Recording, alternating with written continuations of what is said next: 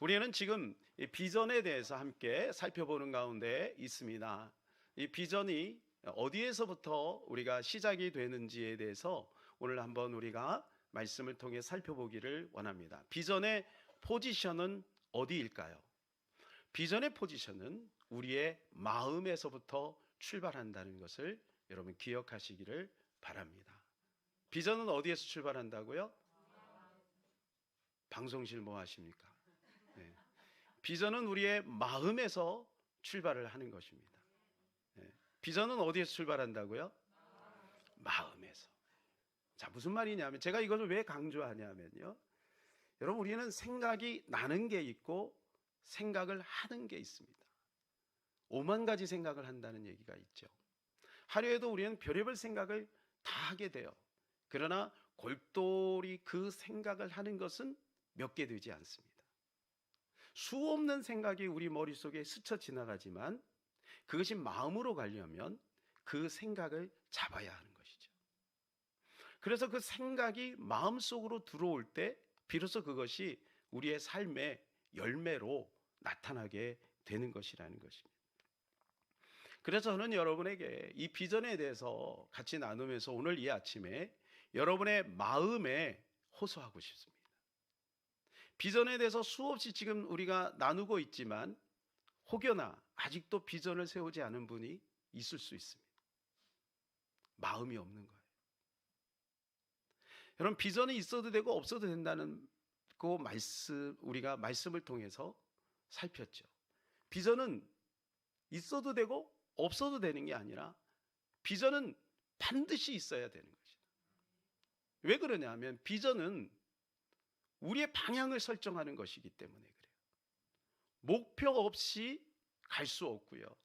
설계도 없이 집이 만들어질 수가 없는 것이죠. 그러니까 비전은 우리의 방향성인 거예요. 그래서 이 비전은 우리에게 행복을 주기도 하고 비전은 궁극적으로 우리에게 영원한 상급을 주기도 하는 거예요. 내가 하나님의 나라를 이루고자 하는 그런 뜨거운 열정과 비전을 가지고 있어야만 그 나라에 갔을 때 주님 앞에 칭찬받고 인정받을 수 있는 사람이 될 수 있다는 것이죠.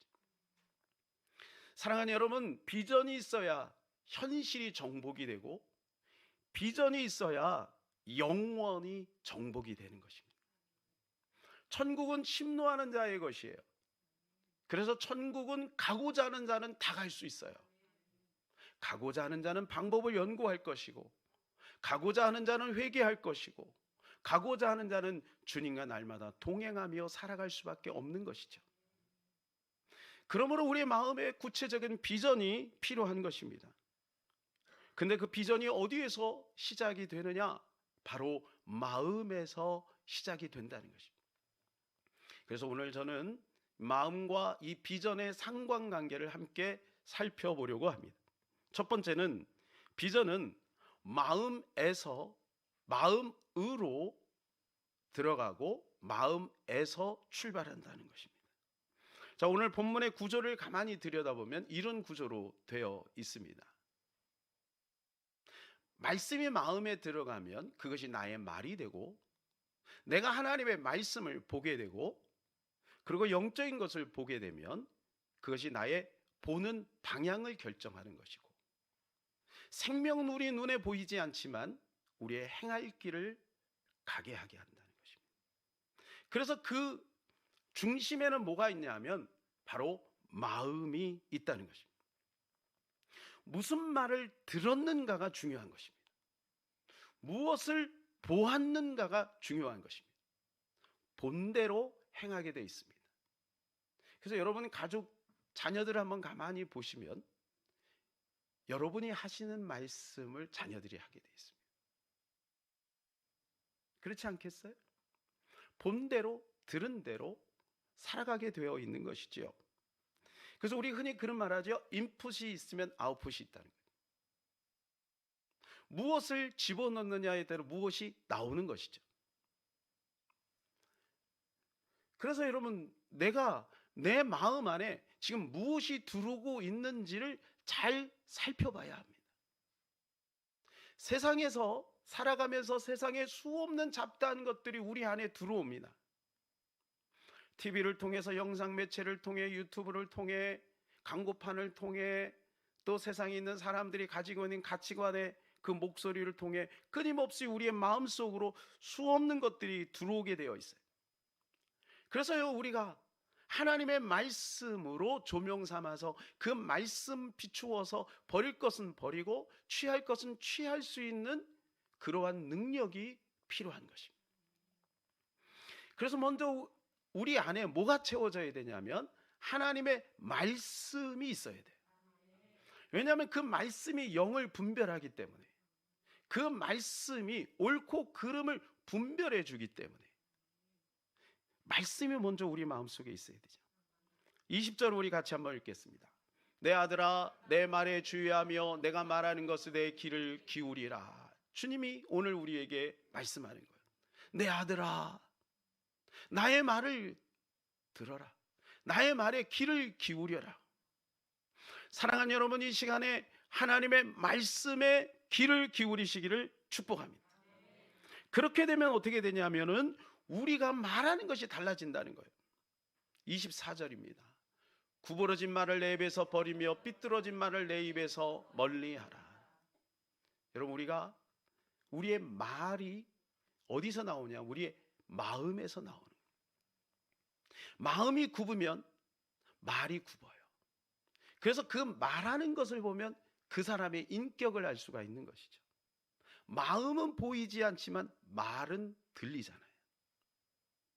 그래서 그 사람의 말하는 것이 그 사람인 거예요. 그래서요, 우리가 말씀의 기준을 삼아야 합니다. 말씀의 기준.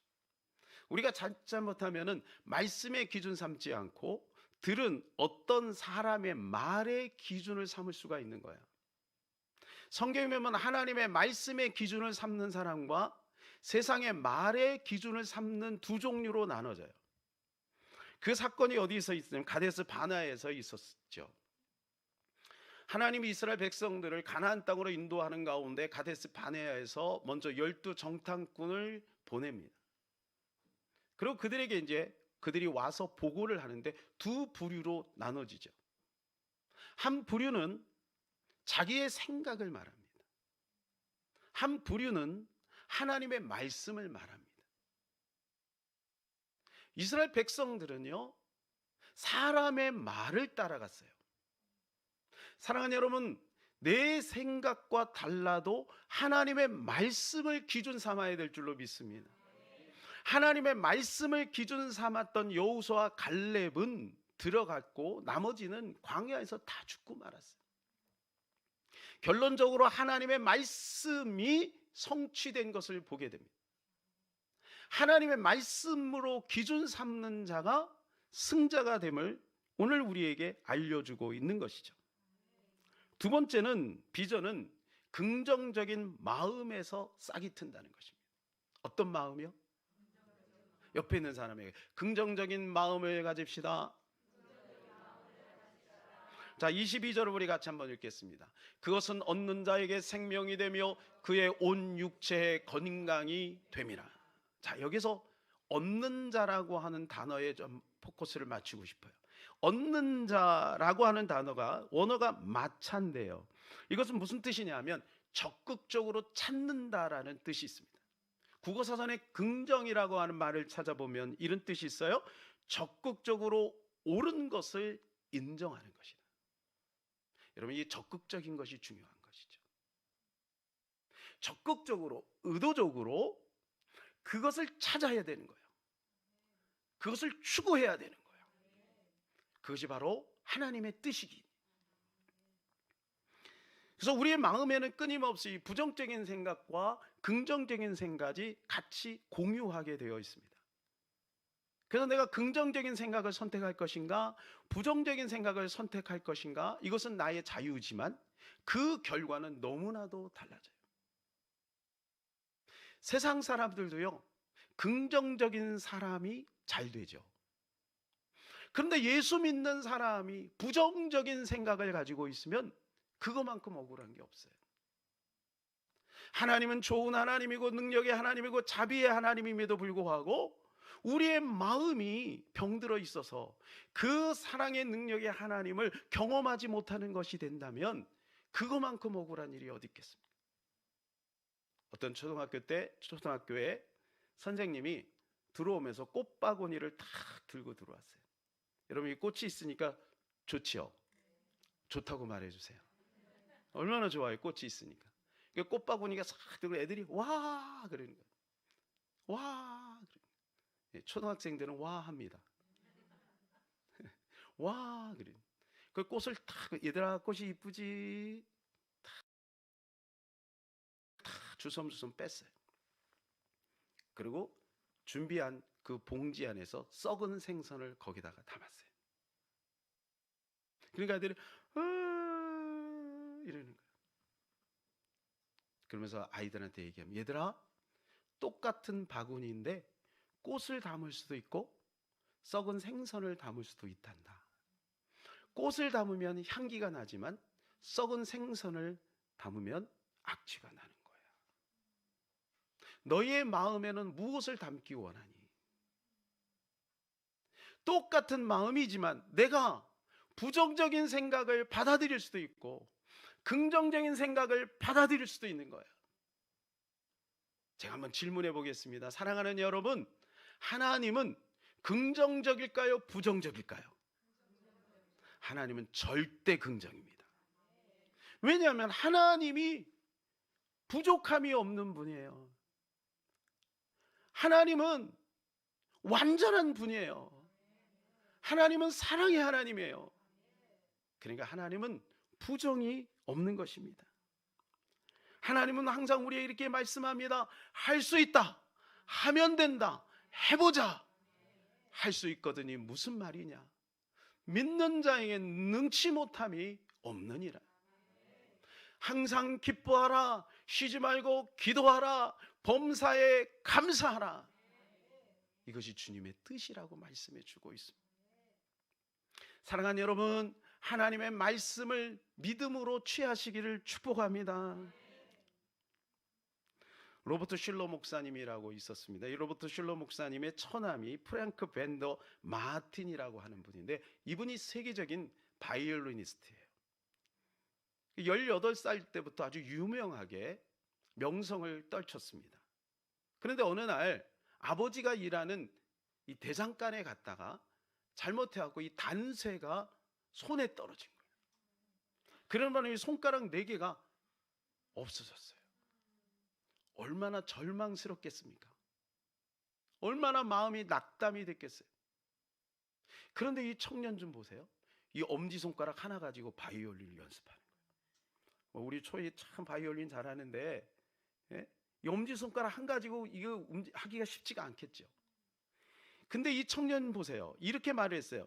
내가 불구자라고 생각하기까지는 결코 불구자가 아니다. 불가능한 일이 존재하는 것이 아니라 불가능하다는 생각이 존재할 뿐이다.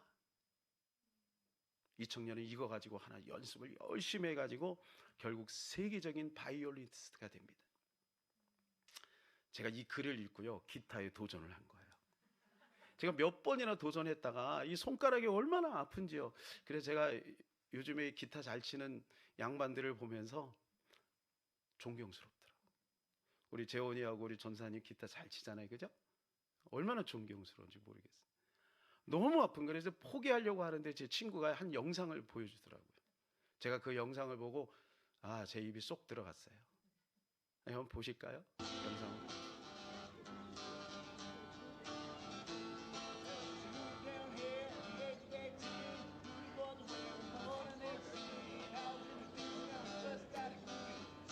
네, 됐습니다. 발가락을 가지고 코드를 만지는 거예요. 발가락을 튕기는 거예요. 참 대단하지 않아요?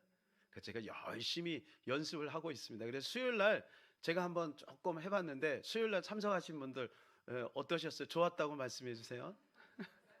좋았죠? 조금 흉내를 냈잖아요. 잘은 못하는데 아직 서투르는데. 여러분, 우리의 마음에 하나님이 주시는 마음이 있어요. 지금 내가 나이가 들었다, 몸이 불편하다, 뭐 남자다, 여자다, 나는 어리다, 여러 가지 핑계거리가 있어요. 그러나 하나님은요, 우리 안에 세상을 정복할 수 있는 힘을 주셨어요. 그리고 말씀해요. 너는 정복하고 다스려라. 땅에 충만하라. 세상을 정복하라고 말씀하고 있습니다. 여러분은 온 세상을 다 취할 수는 없지만 내가 할 수 있는 범위 내에서 최선을 다하여 그 가운데 아름다운 열매를 우리는 맺어갈 수 있는 것입니다. 더군다나 예수 그리스도를 우리에게 보내주시고 그 예수 그리스도로 말미암아 우리의 죄를 해결해 주시고 부활하셔서 부활의 소망을 주시고 부활의 능력을, 부활의 지혜로 오늘 우리와 함께 하시고 또 성령님을 보내주셔서 순간순간마다 우리를 돕고 계시지 않습니까? 그러니 우리가 할 수 없는 것이 무엇이 있겠습니까? 사랑하는 여러분, 말씀을 의지하여 할 수 있다는 믿음을 가지시기를 축복합니다. 옆에 있는 분들하고 할 수 있습니다. 성도님은 할 수 있습니다. 아멘. 여러분 자녀들에게도 한번 그렇게 외쳐보세요. 예. 자녀들에게도 할 수 있다. 그 한번 외쳐보세요. 세계에서 최초로 샴쌍둥이를 수술을 성공시킨 그 카슨 여러분 아세요? 그 카슨 의사. 여러분 그 아이는요 어릴 때요 사생아예요. 그리고 늘 싸웠어요. 소망이 없어요. 마약 속으로 살았어요. 어머니는 그냥 알바식으로 근근히 살았어요. 근데 어떻게 저렇게 훌륭한 의사가 되었는지 기자들이 물어봅니다. 예, 그것은 우리 어머니 때문에 그렇습니다. 그 수잔 카스는 그 아이 카스를 보면서 항상 그렇게 얘기했어요. 얘야, 너는 마음만 먹으면 할 수 있어. 5만 번의 기도 응답을 받고 수천 명의 고아를 길렀던 조지 물러 목사님 여러분 아시죠? 여러분 이 목사님 처음부터 그렇게 경건하게 산 게 아니에요. 젊을 때는요 형편없는 사람, 방황하는 사람이었어요. 그런데 동네 한 조그만 교회에 목사님이 그를 만나면 이렇게 얘기했어요. 어이 조지 물러, 자네는 조금 방황할 수 있지만 하나님은 자네를 포기하지 않을 것세. 이 말을 듣고 용기를 얻은 거예요. 아 그렇구나.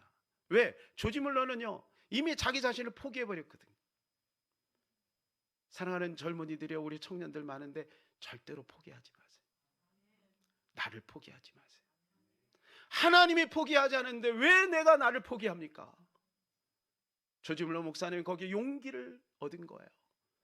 그리고 그 2차 세계대전 때 수많은 고아들, 수천 명의 아이들을 기르면서 누구 한 사람에게 손을 뻗지 않고 하나님 앞에 기도해서 무려 5만 번이나 기도 응답을 받지 않았습니까? 사랑하는 여러분, 오늘 주님이 우리에게 말씀하세요. 할 수 있다. 하면 된다. 해보자. 주께서 말씀하시는 그 음성을 들으시기를 축복합니다. 세 번째는 비전은 믿음의 마음에서 움직인다는 거예요. 어디서 움직인다고요? 믿음의 마음. 결국은 실행력입니다. 아무리 우리가 꿈을 가지고요, 아무리 이상을 가지고 있어도 움직이지 않으면 아무런 소용이 없어요. 믿음이 있을 때 움직이게 된다는 거죠. 자, 우리 26절을 같이 한번 읽어볼까요? 내 발이 행할 길을 평탄하게 하며 내 모든 길을 든든히 하라. 여기 평탄이라는 말은 무슨 말이냐면 형통이라는 의미보다는 수평을 이루라 그런 뜻이에요. 수평을 이루라. 우리가 그런 말 하죠. 평탄 작업한다 그러죠. 그럼 마음을 어떻게든 고르게 하라는 거예요. 자, 든든히 하라는 말은 무슨 말씀이냐면 확고하게 하라. 자, 그것을 성경의 용어로 말하면 무엇일까요? 믿음입니다. 믿음. 하나님이 우리에게 준 최상의 선물이 있다면 그것은 바로 믿음인 것입니다.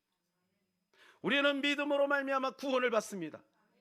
행함으로 구원을 받을 수 있는 사람이 이 세상에 아무도 없어요. 우리의 공로로 구원을 받을 수 있나요? 없습니다.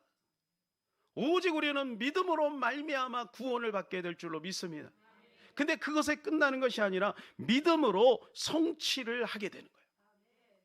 그래서요, 믿음을 택할 것인지 그렇지 않을 것인지 이건 선택이에요. 이것도 선택이에요. 우리가 비전을 가지고 앞으로 나아갈 때 여러 가지 많은 예기치 못한 상황이 있어요. 부정적인 요소가 앞에 놓여 있어요. 그때 우리가 믿음을 가지고 믿음으로 나가야 될 줄로 믿습니다. 정상적인 사람은요, 날씨와 상관없이 팔이 올라가죠. 그죠? 여러분 팔 한번 올려보세요. 여러분 잘 올라가시네. 내리세요. 팔이 다 올라갑니다. 날씨가 안 좋다고 팔이 안 올라가고 날씨가 좋다고 팔이 올라가는 게 아니죠. 자, 기분이 나쁘다고 해서 스위치를 켰다고 불이 안 들어옵니까? 마음이 우울하다고 스위치를 켰다고 불이 안 들어옵니까? 아니에요. 여러분, 믿음은 바로 그런 거예요. 내 감정하고 상관이 없어요. 믿음은 쓰는 겁니다. 상황에 상관없이 믿음을 쓰면 믿음이 작용하는 거예요. 그래서 하나님이 기뻐하시는 사람이 누구냐 하면 믿음이 있는 사람이에요. 그래서 믿음은 뭐냐 하면 믿음은 바로 내면에 있는 거지만 결국 믿음은 말인 것입니다. 믿음이 있는 사람은요, 말이 바뀌어요. 그 말하는 거 보면 그 사람 믿음이 있는지 없는지가 나오는 거예요. 여러분, 가만히 여러분이 평상시 무슨 말을 하는지를 가만히 들여다보세요. 그게 바로 여러분입니다. 그래서 저는요, 기도하는 것도 참 중요하지만 그 사람의 말하는 것을 봅니다. 왜냐하면요, 말하는 게 진짜 믿음이거든요. 말하는 게 믿음이에요. 자, 다윗을 보실까요? 이 다윗은 골리앗과 싸울 때요, 말싸움에서 승리했습니다. 자, 골짜기에서 골리앗이 3m가 되지 않습니까? 그 어마어마한 키에 우렁찬 목소리로 고함을 지르기 시작합니다. 나와봐, 나하고 맞짱 뜨자. 나하고 맞짱 떠서 이기는 자가 이기는 거야. 이 얘기 듣고 사울부터 해서 모든 군사들이 다 숨어 들었잖아요. 우연히 다윗이 그곳에 갔다가 그 이야기를 듣습니다. 그리고 다윗이 많이 붕괴를 합니다. 아니, 할례 받지 않은 자가 어떻게 하나님의 백성들을 조롱한단 말이냐 하면서 그가 분개를 합니다. 그리고 그가 앞에 나갈 때 막대기 하나와 물매를 가지고 나가죠. 이것을 가만히 골리앗이 보면 기분이 나쁜 거야. 그러면서 뭐라고, 네가 나를 개로 취급하느냐 하면서 막 하나님을 조롱하기 시작합니다. 그러면서 이렇게 큰 소리를 쳤어요. 내 살을 공중의 새들과 들짐승들에게 주리라. 그때 다윗이요, 쫄지 않아요. 다윗은 당당하게 이렇게 큰 소리로 외칩니다. 너는 칼과 단창으로 내게 나오거니와 나는 만군의 여호와 내가 모욕하는 그 여호와의 이름으로 나아가노라.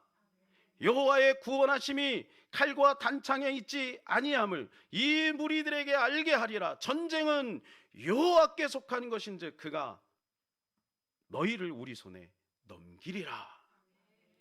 다시 이렇게 외친 거예요. 그러고 나서 물맷돌을 던져서 한 방에 날려버린 거 아니겠습니까?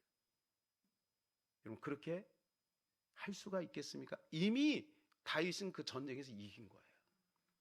그럼 말을 보면 그 사람이 이겼는지 졌는지가 나오는 겁니다. 그래서 무엇을 바꿔야 되느냐? 말을 바꿔야 돼요. 말을 바꿔야 돼요. 마가복음 11장 23절 우리 같이 한번 읽겠습니다. 시작.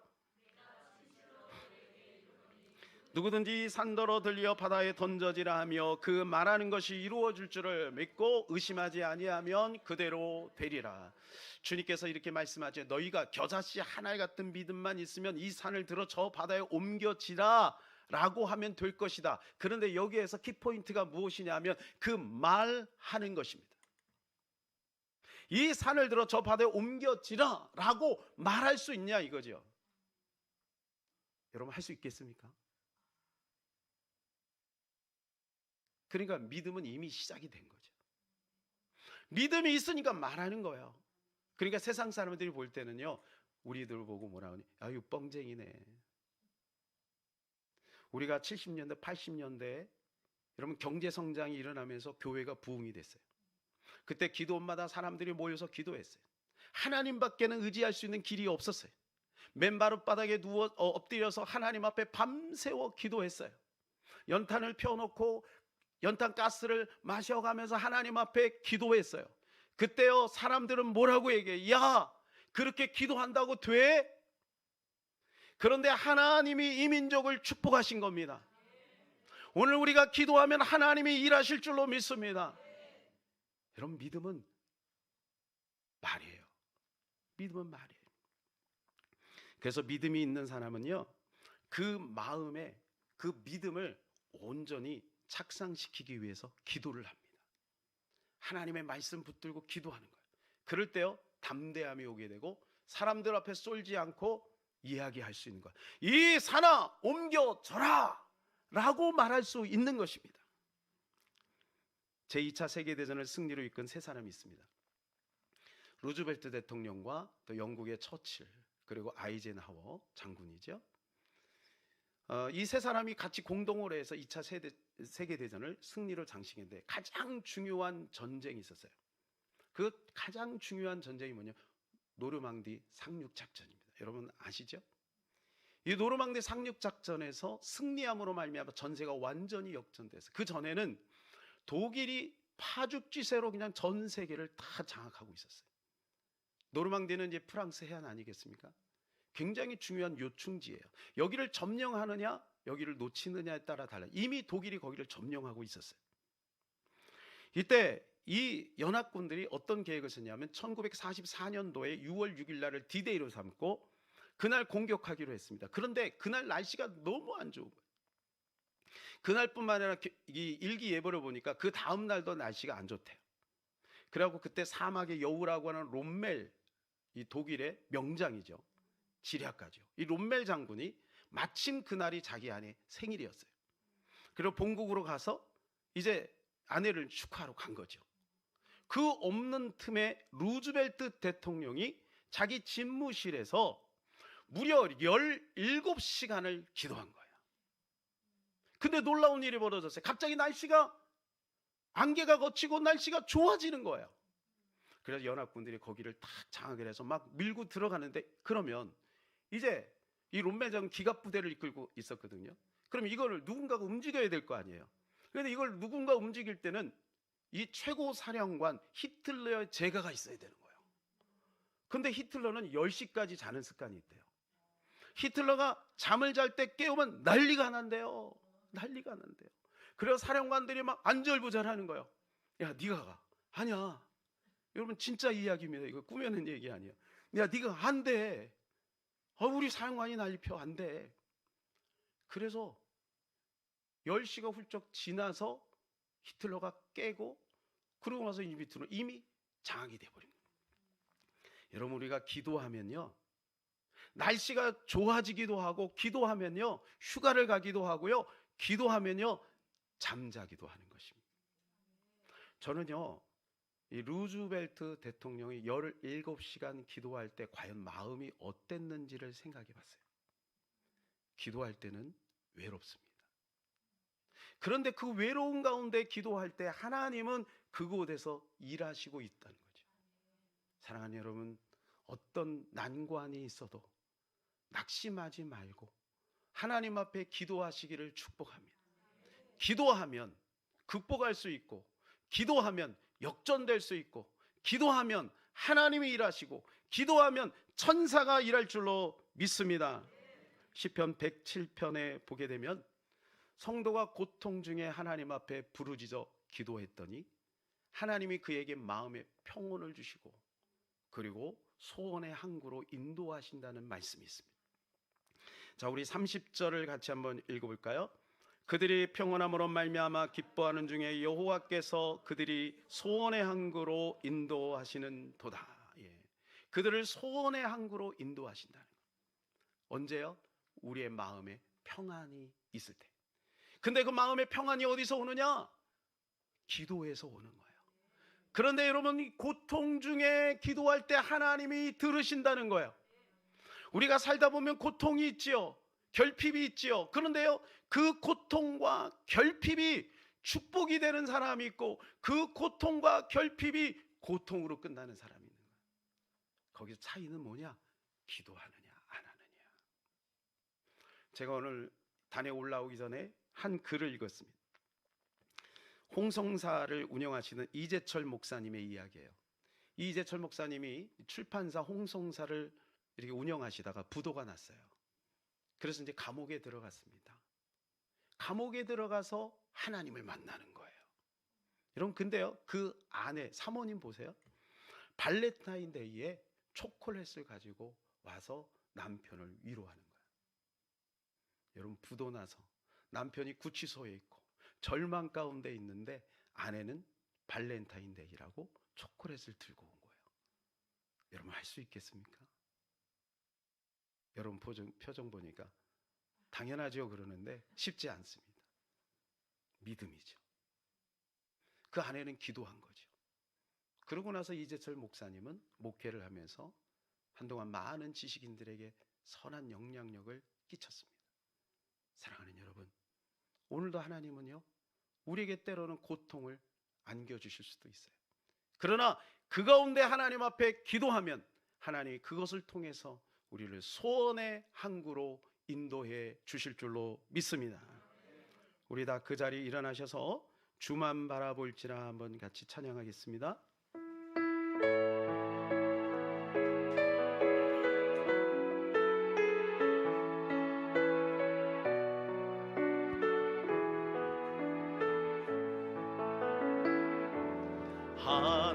하나님의 사랑을 사모하는 자, 하나님의 평안을 바라보는 자, 너의 모든 것 창조하신 우리 주님이 너를 얼마나 사랑하시는지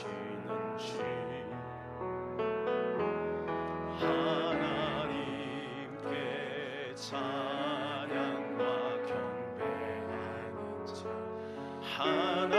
하나님의 선하심을 닮아가는 자, 너의 모든 것 창조하신 우리 주님이 너를 자녀 삼으셨네. 우리 두 손 높이 들고 찬양합니다. 하나님 사랑의 눈으로 너를 어느 때나 바라보시고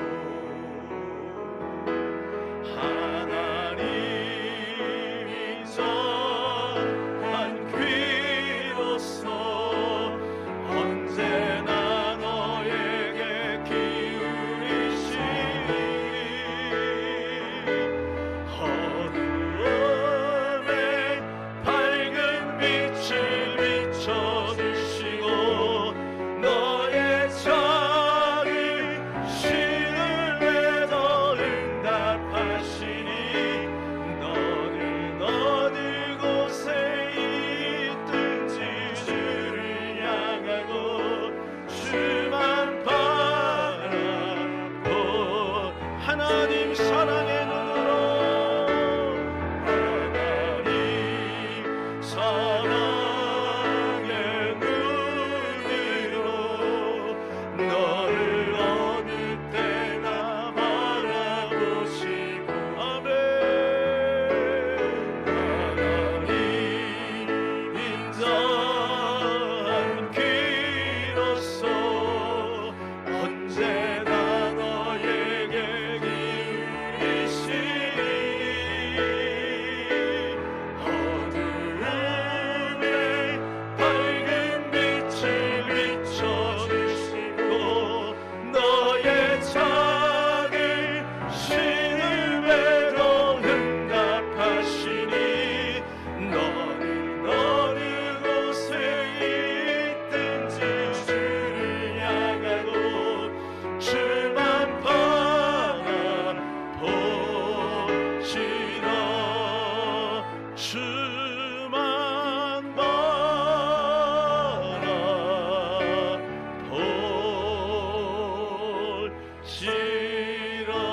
바라보시라. 사랑하는 여러분, 하나님은 우리에게 이미 비전을 주신 줄로 믿습니다. 그 비전이 크든지 작든지 상관이 없어요. 비전을 갖는 게 중요한 것이고 그 비전이 있을 때 하나님이 일하기 시작하는 거예요. 하나님 우리에게 꿈을 주시고 그 꿈을 통해서 일하시는 거 아니겠습니까? 사랑하는 여러분, 이 시간에 혹시 비전이 없는 분들 비전을 품으시기를 축복합니다. 그리고 말을 바꾸세요. 그리고 믿음을 사용하세요.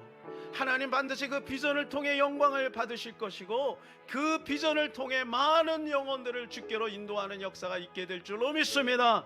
우리 교회 비전이 이루어지게 하여 주시옵소서. 우리 가정의 비전이 이루어지게 하여 주시옵소서. 하나님, 나의 비전을 통해 주께 영광 돌리게 하여 주옵소서. 주여 한번 하고 기도합니다. 주여. 하나님, 감사하고 감사합니다. 부족한 너에게 비전을 허락해 주시니 감사합니다. 하나님, 내 능력으로는 감당할 수 없고, 나의 지혜로도 감당할 수 없고, 하나님, 나의 경험을 봐서도 너무나도 부족하고 연약하지만, 그러나 하나님이 함께 하시니 오늘 믿음으로 선포하고 나갈 때 하나님 우리를 통해 놀라운 일을 이루어 가실 줄로 믿습니다. 우리 사랑하는 청년들, 다음 세대들, 우리 모든 사랑하는 귀한 하나님 성도들, 우리 어르신들까지 하나님 비전을 품게 하소서. 하나님 비전을 포기하지 말게 하소서. 하나님 앞에 내어놓고 주님께 구하고 기도하고 하나님 믿음을 사용함으로 말미암아 하나님이 이루어 나가시는 것을 경험하는 우리 모든 성도들 다 될 수 있도록 주여 역사하여 주시옵소서. 하나님, 오늘도 살아계셔서 일하시는 하나님을 믿습니다. 주님을 찬양합니다. 주만 바라볼지라, 주만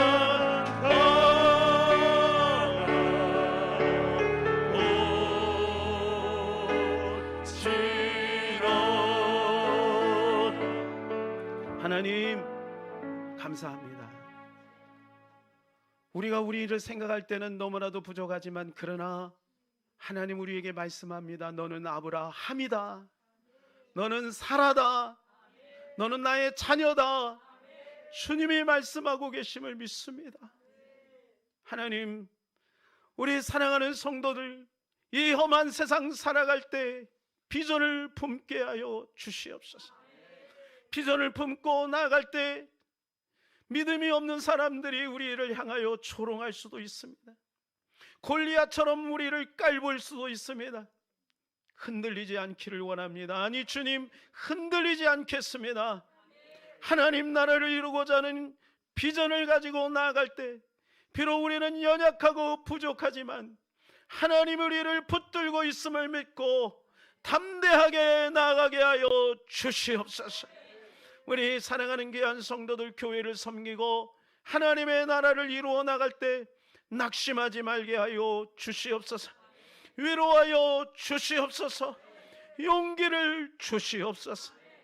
우리 주 예수 그리스도의 이름으로 기도합니다. 아멘. 지금은 우리 구주 예수 그리스도의 은혜와 만극하신 우리 아버지 하나님의 크고 놀라우신 사랑과 성령님의 감화감동 역사 충만 위로 교통하심이 오늘도 마음을 지킴으로 비전을 지키기를 원하는 하나님의 사람들 머리 위에 저들의 가정과 또 저들의 비전과 이 나라 민족과 북한과 이 지역과 교회 위에 이제로부터 영원토록 함께 있기를 간절히 축원하옵나이다. 아멘.